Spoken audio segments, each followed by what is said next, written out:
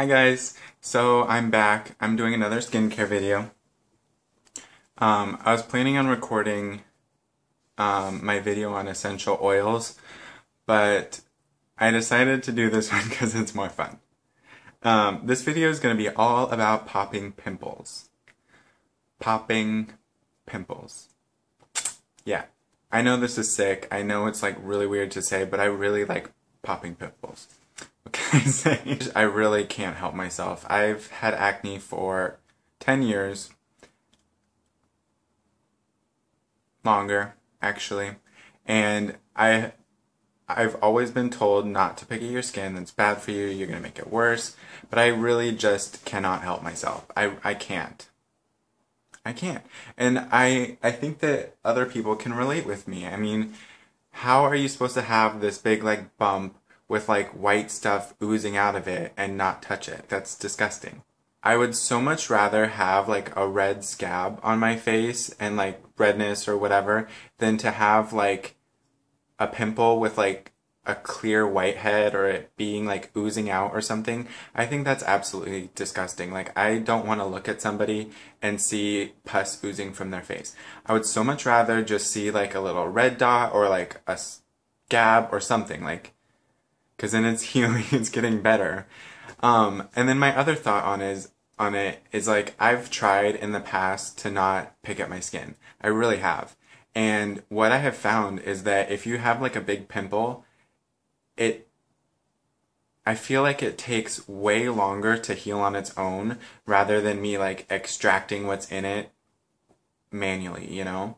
'Cause like if you have like a big pimple that has like a bunch of gunk in it, it takes so long for your skin to get rid of that because it just like slowly breaks it down and like puts it in your bloodstream or whatever and gets rid of it.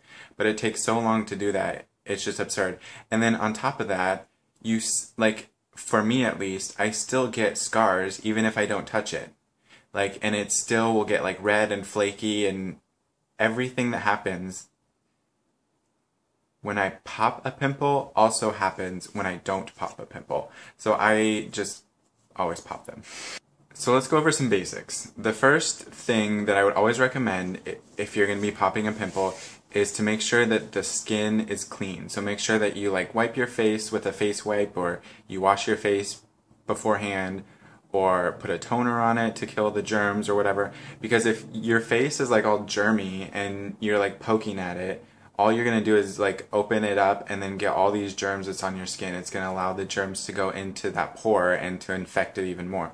So you don't want that. So you want to make sure that the area is clean.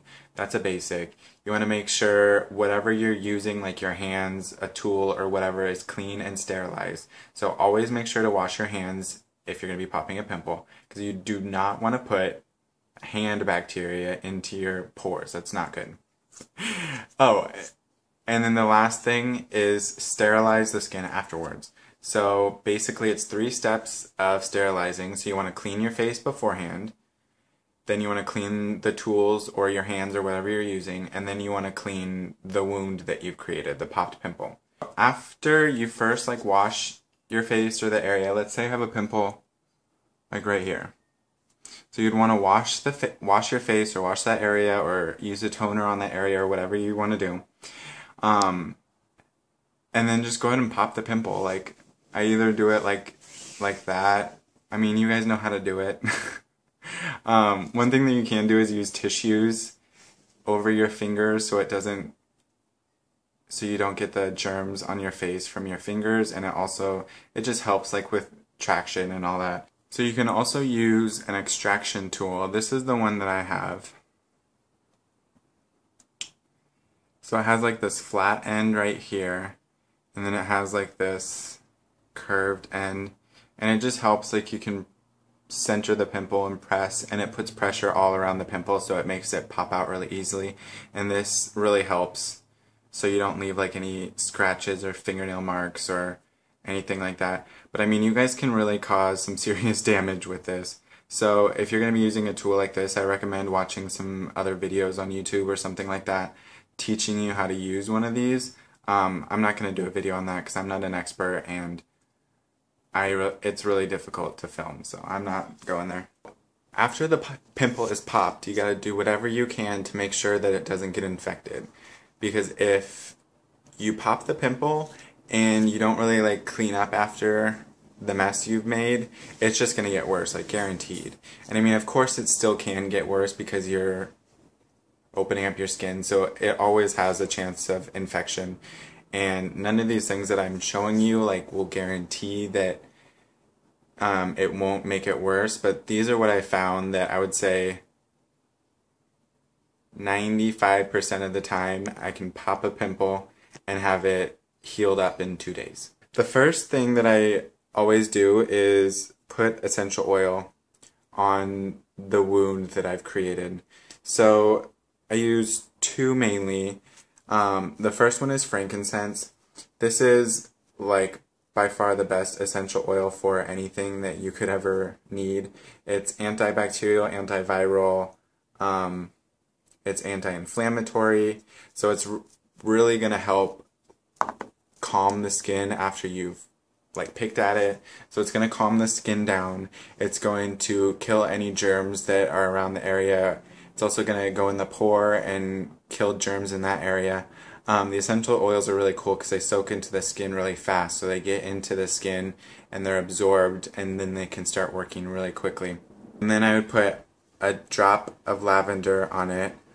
This really helps combat the inflammation. Like after you've mangled your skin and it's all red or like getting puffy, this really helps to calm it down like almost immediately. This is like only like a nighttime thing. It's polysporin.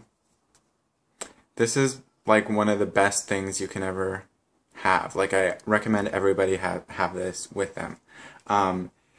It has 4 antibiotics, I guess, in it, because there's polysporin.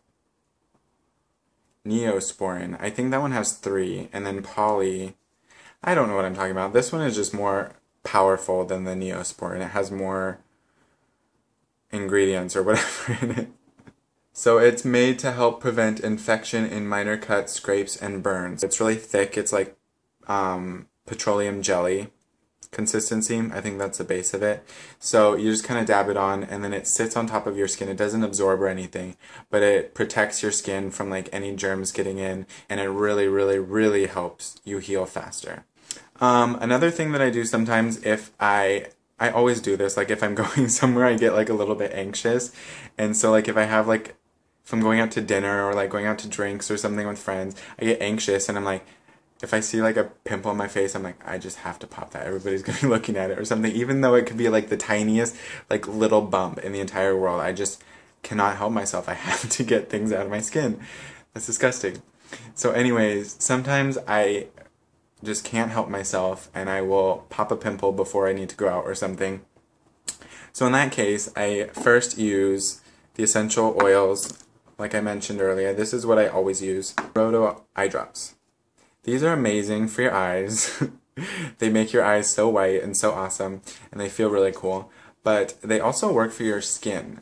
Yeah, the ingredients in here are made to constrict the blood vessels in your eye. That's how they work. So it works just as well. Well, not as well, but it does work. I mean, it is pretty effective on the skin as well. So if you ever have like an inflamed spot or anything like that, this can help constrict the blood vessels and help it reduce inflammation a little bit. After you've dealt with like the initial like open wound thing and it's healed up a little bit and it started to scab over, for me that happens really quick, like a day. Then I can't talk. Then you start treating it for scars because you don't want this wound that you've created to turn into a scar. I recommend Egyptian magic. I don't even know how I found about this either. I find like these weird things like Egyptian magic and like Indian healing clay. Like these just look so like hokey pokey. I don't know. I want to say it's like almost like a chapstick consistency. It's made of oil, beeswax, honey, bee pollen, royal jelly extract, and bee propolis. This stuff has really amazing reviews. Like anywhere you try and find reviews for this, it's always recommended. It's really good for like cuts, burns. It helps with scars. It says it's an all-purpose cream, but I found it just really helps heal the wound faster or whatnot. Can be used for so many other things too. Maybe I should do a video on this. After like the scab is gone and whatnot, and you have like a little red dot from where the pimple was, I use this Drivectin SD. I don't even know. It says it's an intensive concentrate for stretch marks and wrinkles. I actually received this as a sample like a year ago from Sephora, I think, and this is the biggest sample in the entire world, and I still have like so much. Alright guys, so I think that that's it for this video. I will try and put product links in the description where you can find some of these products. Some of them are very like one-off things. So look down in the description for that. And subscribe if you're not already subscribed. Like the video if you like this video. Yeah, okay. Look out for my next video. Thanks. Bye guys.